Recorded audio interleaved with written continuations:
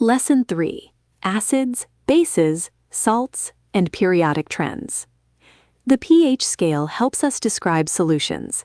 A pH less than 7 is acidic, and pH 2 is strongly acidic, meaning it has a high concentration of hydrogen ions. Neutral is 7, and alkaline solutions have a pH greater than 7. Strong acids fully ionize in water, while weak acids only partially ionize. Non-metal oxides, like sulfur dioxide, are acidic and dissolve in water to form acidic solutions. When an acid reacts with an alkali, a neutralisation reaction occurs, producing a salt and water. Acids also react with carbonates to produce a salt, water, and carbon dioxide gas. To prepare a pure dry sample of a soluble salt like copper sulfate, you add excess insoluble copper oxide to dilute sulfuric acid.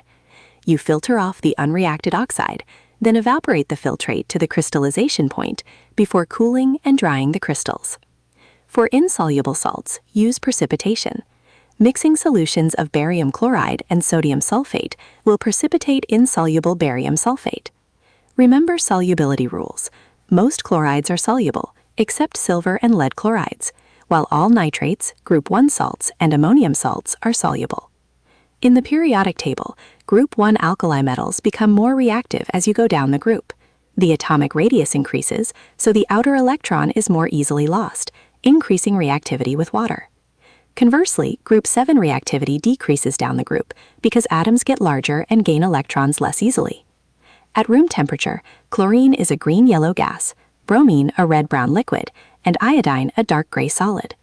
A more reactive halogen like chlorine will displace a less reactive one like bromine from a bromide solution.